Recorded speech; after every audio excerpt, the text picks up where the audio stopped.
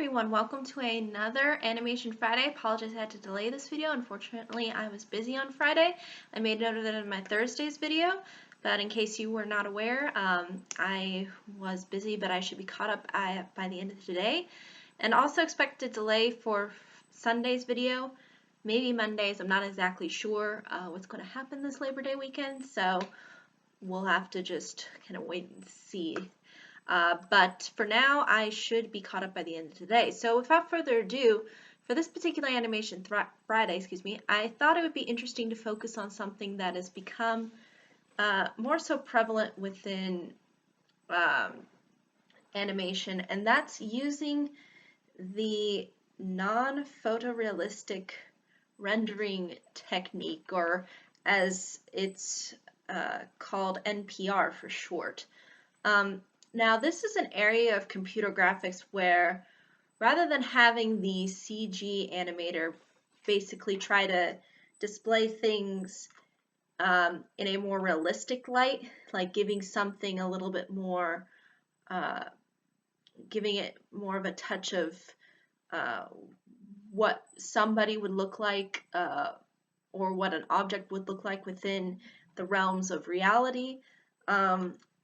Instead of doing that, the technique focuses on instead to create more of an impressionistic feel to it, so that it kind of looks more like hand-drawn animation as opposed to actually looking computerized, and in doing so more realistic. So it's kind of combining the two, so to speak. It's sort of giving a 3D animation, it's providing 3D animation, but in a sense of also giving a more 2D touch to it, so that there's sort of a hint of combining the impressionistic artistry with the realistic computer graphics.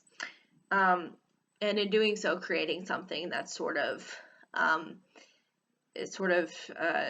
again, tied together rather than trying to be separated from one another. And I think this technique has definitely been useful for more modern, updated animated films, and also another example being through commercials. Sometimes you'll see things that sort of are kind of trying to utilize this technique. Now, the interesting thing about the way in which NPR is sort of used is that it can try to resemble a product. So in other words, you take the image of what a product would actually look like and you sort of animate it and give it that kind of, again, artistic feel to it.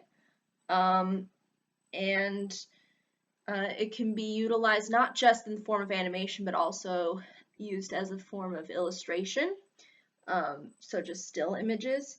And also another thing to understand about NPR is that it gives off a child-friendly approach to animation, because if you're sort of combining the two of, again, primarily rely on computer generation, but then at the same time adding in that artistic feel to it, you're going to get something that's going to draw children's attention a lot more than trying to maintain as realistic of an image as possible. So you get more colors, you get more of a sense of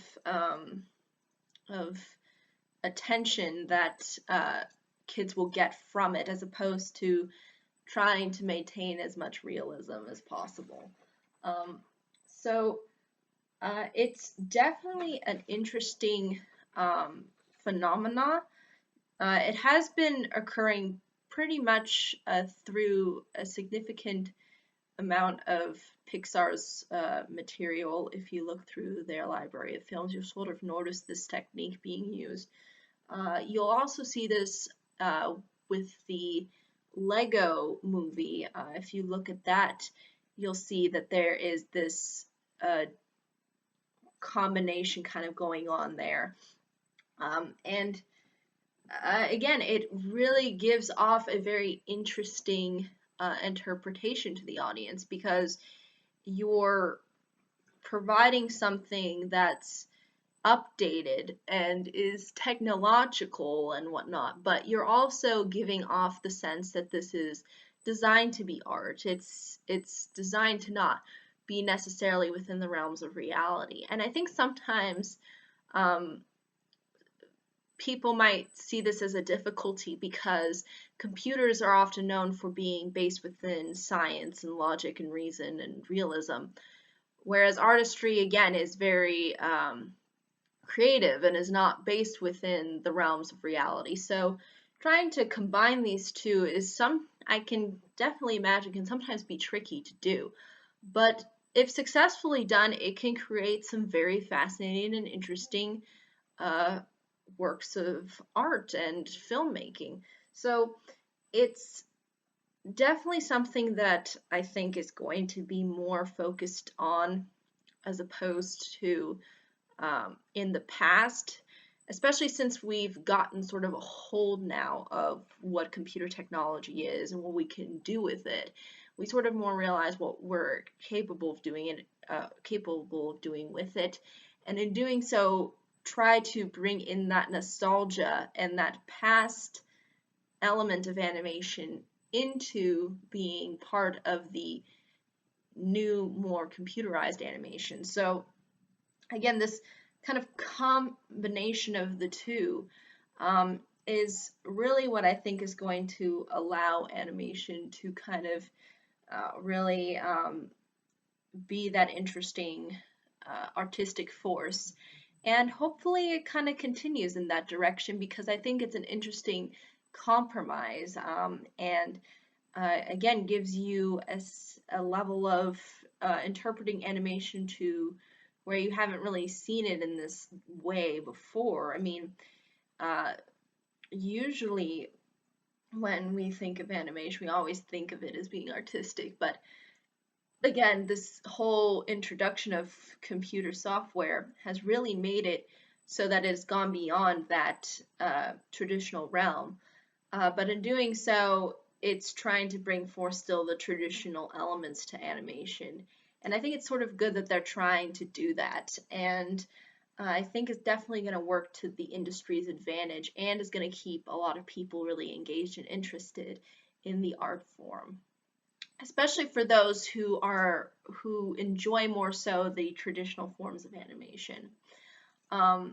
But yeah, I think that's really ultimately all I can say about this topic. I think it's quite fascinating, and it's definitely safe to say that it's got a lot more to offer, I think, in the coming years.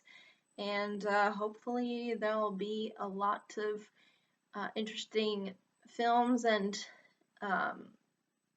products to come out from that. But I think that's really ultimately all I can say, though. If there are any questions, comments, concerns, I'd be more than happy to answer them. Thank you so much for watching. I hope you all have a pleasant day, week, month, and year, and I hope to see you all in the next video. Take care.